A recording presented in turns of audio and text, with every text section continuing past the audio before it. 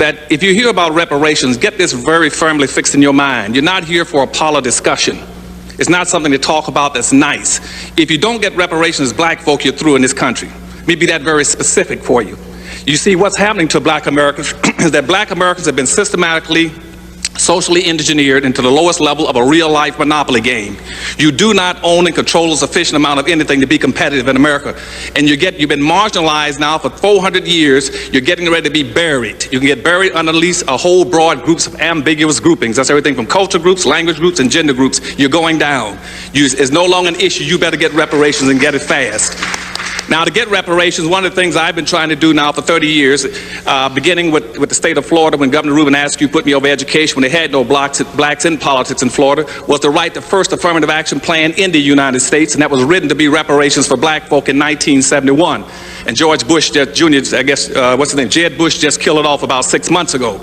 But what's happening now is that what I'm trying to do is create a Harvest Institute that would try to take all my colleagues here and as much as possible try to give you new points of information to take you outside the box.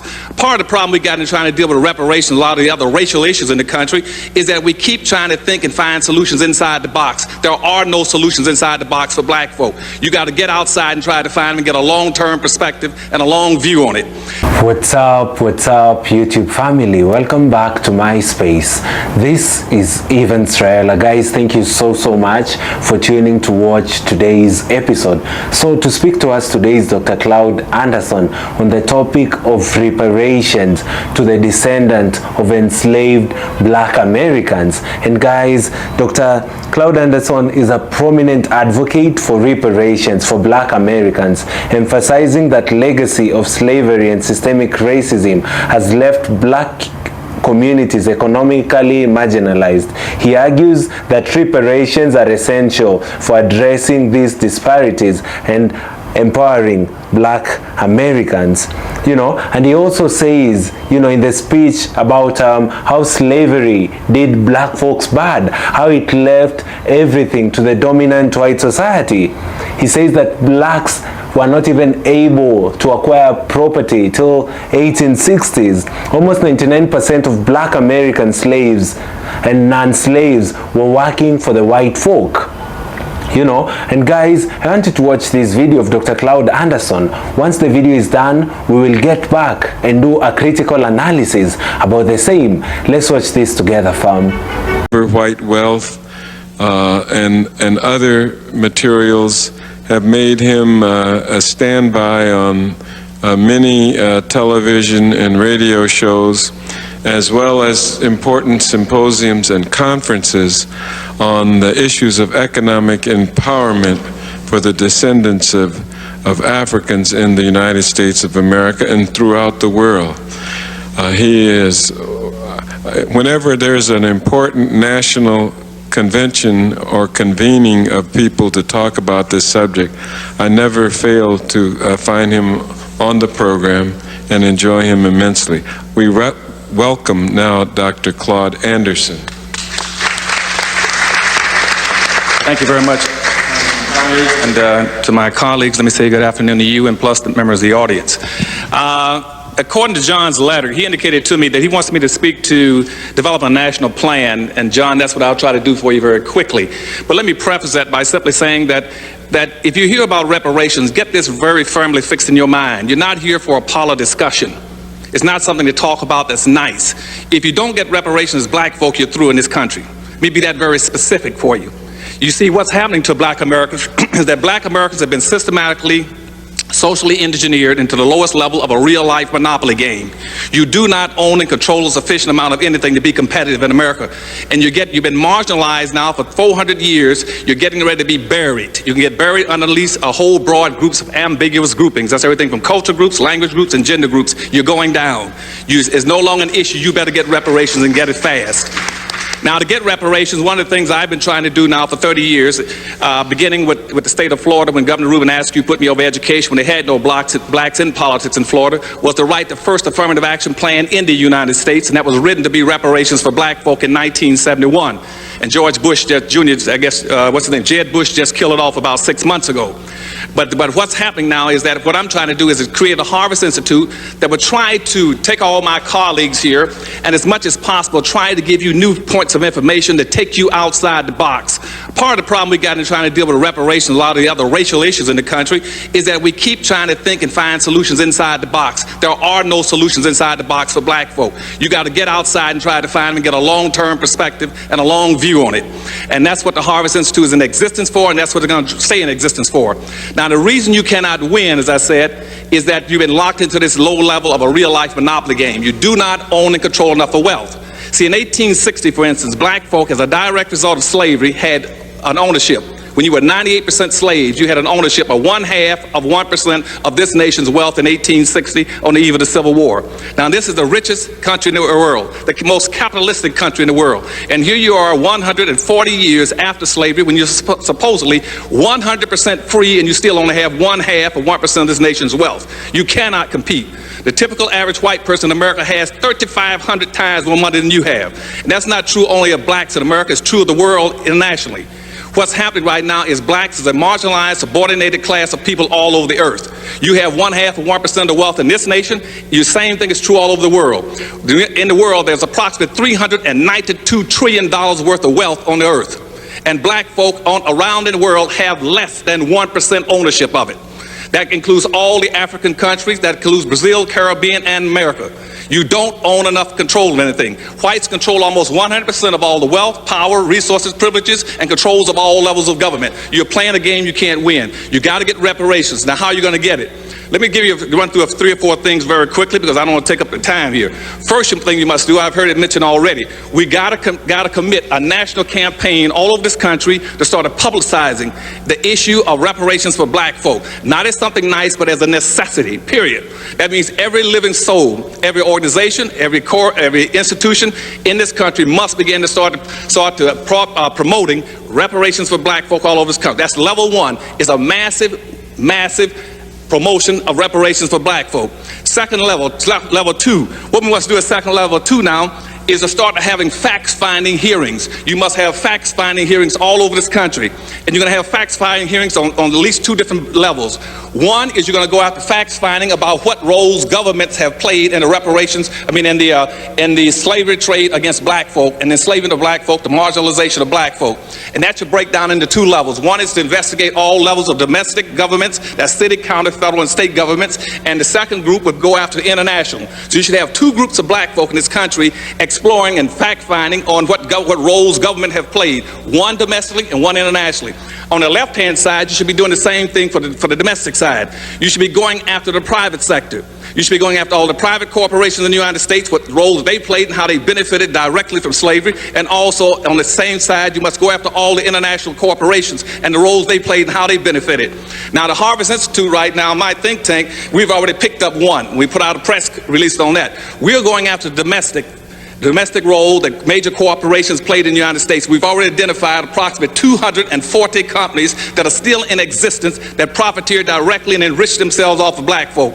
We're going after that. And what we have to do in our fact finding is be able to factuate, document the direct line between how blacks have been crippled all the way up to economically, politically, socially, and educationally, and tied into these major corporations or tied into levels of government. That's your level 2.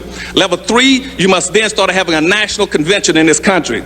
And right now, I think Dorothy Tillman in Chicago is already, we talked about this. She's going to try to call one in Chicago this coming year. We must have everybody who's playing a role, like Congressman Conyers and everybody from the Congress and Cobra, everybody should be at a national convention where we all come in there to not only energize each other, but to share information, see where we are. They're trying to set it up for this coming February, someplace in the United States, possibly Chicago. That's your 3rd level. The 4th level you should start doing is trying to get into, out of this conference should come strategies and plans and a specific role model. You got to have a model that every black can tie into. a model for reparations. Now, my model's a little different from everyone else's, and that's because I'm outside the box. I'm trying to pull everybody else outside if I can get them. Now, most people are going to try to follow the Jewish reparations model or the Japanese model. I'm following the Indian model. The Indians are the most appropriate model if you want to track down, doing anything to get reparations of black folk. Why? Because you see, only American Indians and black folk were spelled out in the Constitution. The Indians on reservations and black folk, there's a direct lineage between those two groups. And if you really want to track and get reparations, the easiest and quickest way is to go find out what happened to American Indians, what benefits they got, and track it. In my new book called Power Numbers, it takes you through every one of those steps. You can follow it. If you pick that up, you can come right to reparations very quickly, because it'll be very difficult for the government to deny black folk for the same thing they're giving the Indians. So when you hear people talking about how bad off Indians are, first thing you say, fine, if Indians that bad off, put us as black folk in the same status with the Indians. We'll take that. Because see, right, what Indians got, first of all, nobody declared Indians to be a nation. Indians declared themselves to be a nation. They declared themselves to be a nation all the way up to about 1832 when Supreme Court Justice Marshall said, okay, I'll recognize you as a nation. We never declared ourselves to be a nation. We've always tried to do just the opposite of what the Indians did. Once they became a nation, they drew up a constitution for themselves. We never had a constitution. And what the Indians did with that constitution is then to go to the United States government and say, we do not want to integrate. We did just the opposite. We integrated. And I can track everything right down, or we can follow the Indian model if you want to. And you can see, all that's already built into the law, and there's a direct lineage between American Indians and black folk that you can follow very easily and get to reparations. But we need to have a model. And in my new book, I get that model to be on the stand in about another month. You get the Powernomics model that take you through all those steps, what they did throughout history, from the Blair Amendments and everything else. You can track them very easily, and it'd be very difficult for the United States government to deny you reparations when you only two people that have a constitutional relationship with this government is black folk and Indians. Just like Indians use what they call natural rights and lay a claim against the land, we should use natural law and lay a claim against our labor, misappropriated labor. The next level what you must do is move to a legal step. You need to form at the fourth level, get you a legal body right now, whether it's going to be pro bono or paid. And out of our convention, we should be able to raise some funds to set up a mass legal body that'll be ready to start serving suits based on those facts that you're going to find at the second level. And when you start to find those, then we should have people going after suits. One side suing the different levels of government, other side suing the private sector to get reparation funds for black folk. Then at the last level, you need to set up, at the sixth level, you need to set up some kind of a pool, or resource, or retrieval agency that every time we get some benefits, we're going to a special fund that will be held for pooling and aggregating. Now, then out of that special agency, we break away into two groups, what I would recommend. One, you would have an economic development bank on the East Coast and economic development bank on the West Coast. And what those banks would do is take most of the money you get, not give it to black folk as individuals. You put it into a massive bank where black folk can go draw that money to start low interest, get low interest loans or free monies to build businesses and industries throughout the United States. You also, if you track the Indians, you should try to get yourself some tax-free, tax-exempt land. Just like Indians can go grab any piece of land and federalize and put up a casino, you tell me you want to do the same thing as a black person, get tax-exempt statuses. We can go on and on. Well, there's a lot of things we can track. Go after the Indians. But the thing that's most important, I'm going to quit, is that you got to understand that reparations are an absolute necessity. We're going to get buried alive. We do not have enough to be able to compete in this society. And the further we get away from the civil rights movement, the worse things are going to get. And when people start talking about slavery, don't just talk about slavery. Talk about Jim Crow slavery and benign neglect. You got to understand what slavery was. Slavery is the illegitimate child of racism. Racism still exists. That's slavery. Because what racism does, racism keeps and maintains what was created by slavery. Now, racism is a competitive economic struggle between groups of people for power and wealth. And it's slavery, and racism never existed until the 16th century. And when slavery went out of existence, racism took over. Racism has gone from meaning slavery to being something biological. Then it moved on in about the 1800s. It turns to be something as a personal behavior or an attitude, and now a bias and a prejudice. Racism has nothing to do with attitudes, with prejudice, and with bias. Racism is a competitive group contest between people for race, resources, and for superiority. And racism is a race without a finish line. I thank you very much.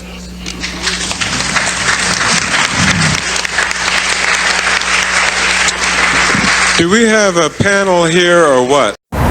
Family, before we go further with this video, I just want to make a point clear that myself, I support reparations, because for the longest time black folk went through a lot of troubles, you know, in America in regards to slavery. You know, it has been difficult for the black folk having to be brought from their motherland in Africa, taken forcefully to America, working freely or for low wages. They do deserve to be paid. Right now, the descendants of the enslaved Africans must be paid. For me, I do believe that reparations would work so well, just to appreciate, you know, just to try and reimburse, you know, these victims.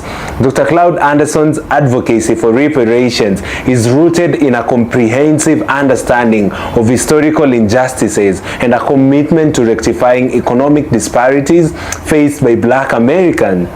You know, Dr. Claud's stance on reparations is deeply rooted in history, economics, and a blueprint for black self-sufficiency.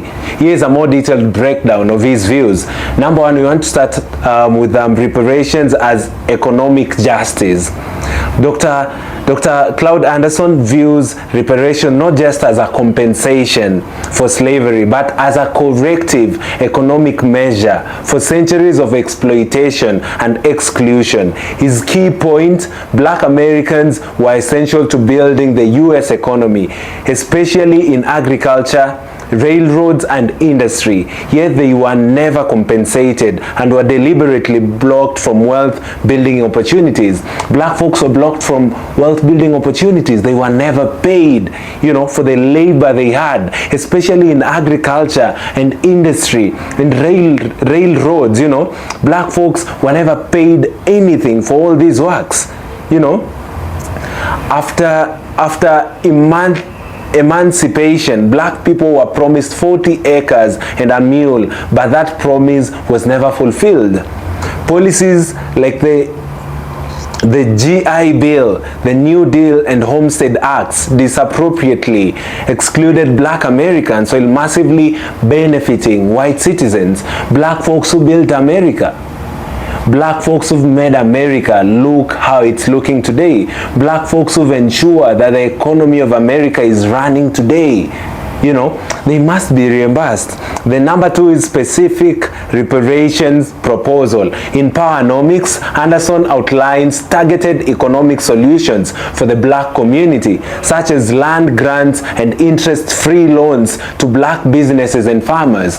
You know, it's a time that policies are made that can now benefit black people. It's time that they may have grants, you know, and interest-free loans to black businesses and farmers. We've been going through problems for the longest time. Let us now enjoy, you know, we've built America. Let us get interest-free loans, you know. Let us get land grants. We've been put through systemic oppression for the longest time. Let black folks now enjoy. Then there is the tax incentives for those investing in predominantly black communities. Then the government-funded education and vocational training specific to building wealth-generating industries. Then the media ownership, support to correct narrative control. He insists these aren't handouts, they are overdue payments for generations of unpaid labor and stolen opportunities. These are not handouts. Black folks truly deserves this, you know. Then number three is the group-based approach. Anderson believes reparations should be race-specific and lineage-based, directed only to descendants of American slaves. He criticizes multicultural approaches that generalize economic aid under people of color, arguing these dilutes and derails true reparative justice for black Americans. You know, black people who are actually descendants of the enslaved black folk are the ones who should get these deals. Then we have the economic nationalism and self-sufficiency, where the economic nationalism and self-sufficiency beyond reparation, Anderson pushes for build and support black-owned businesses. Beyond reparations, as black folks, let us support our own people, man. Let us promote those businesses that are black-owned. Let us be those black employers who want to employ black people. Let us be able to grow together as a people, you know, control industries in black neighborhoods, from hair care to media, form vertical economic chains from production to distribution to consumption. His goal is to create community-based economics that circulate wealth within the black communities multiple times before it leaves. You know, let us ensure that the dollar circulates amongst the black communities for long. You know, in a research that Claud found out, the dollar only stays in the black communities for only 6 hours before they leave. But when you look at the white counterpart, it could stay up to almost a month. Then now you can imagine why our economy is not working better. Let us try and push, you know, let us try and circulate the dollar in our community. Let us be producers and consumers of our own products. Then number 5 is the institutional and political power. He argues that economic strength must be paired with political leverage. Without it, reparations remain symbolic. He calls for strategic voting blocks, ownership of political campaigns, strong black lobby groups, similar to how AIPAC advocates for Jewish interests. So guys, let me know in the comment section down below what you think would work, or which model do you think would work for reparations. For me, I advocate for black folks to try and empower other black people. Let us be people who can employ other black folks. Let us be a people who want to build the black community. Like this video so that it can be recommended to other YouTube users, and I'll be so grateful. Thank you guys, and see you all in our next episode. And do not forget to subscribe to the channel. We are currently on the road to 50,000 subscribers, and we cannot do it without you supporting us, guys. Thank you, and see you all in our next episode. Goodbye.